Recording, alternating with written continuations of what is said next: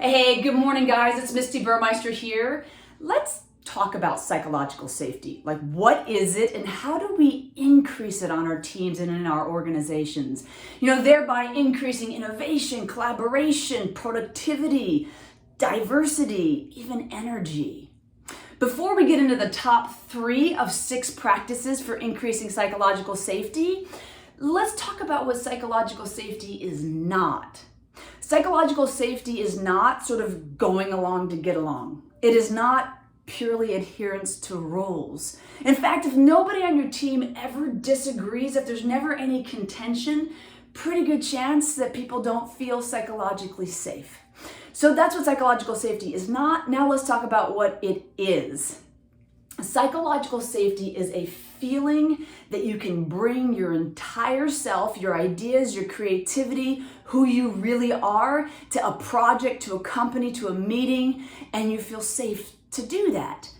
All right? Now, there are top 3 impediments to psychological safety. Number 1, gossip, right? Number 2, interruptions. So if people can't really fully express their idea without being interrupted, probably not going to feel safe to keep sharing. And then ultimately not feeling heard. So if their ideas are never heard, problematic for psychological safety.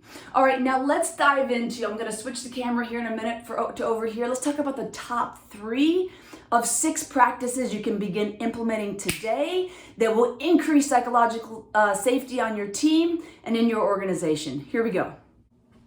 All right, you guys, let's dive into the top 3 of 6 practices for increasing psychological safety.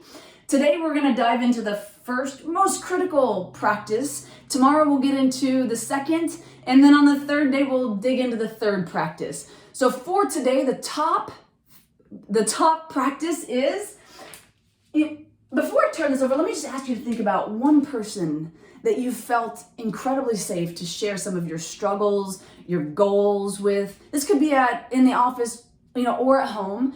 What are some of the qualities about that person? Why do you feel so safe with them? All right, now let's dive into the first practice. Expose your vulnerabilities.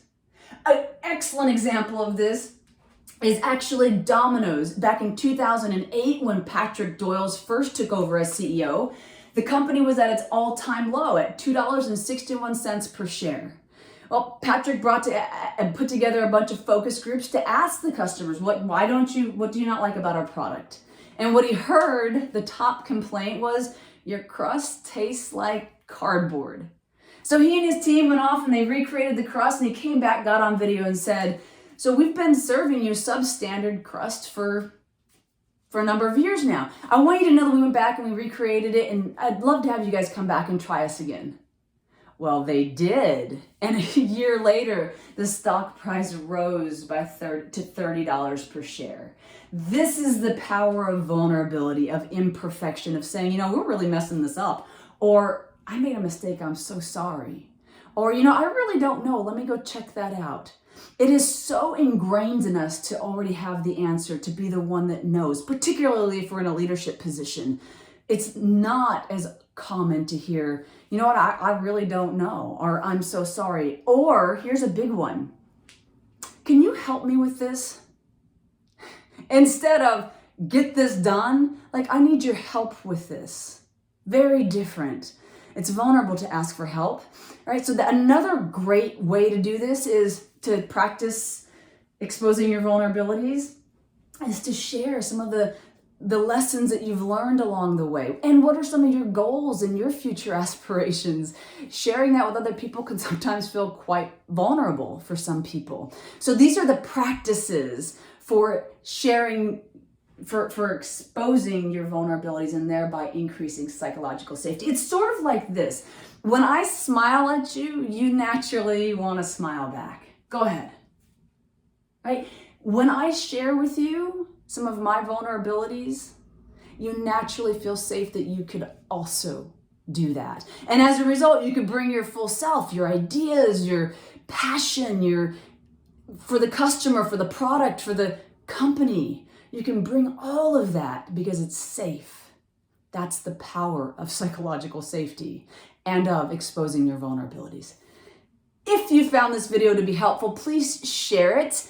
If you're looking for a keynote speaker, you're looking for an executive coach or a facilitator for an upcoming event, be it in person or virtual, pop me an email, Misti@MistiBurmeister.com. Come back tomorrow for the second practice. Until next time, I'll say here's to your greatness.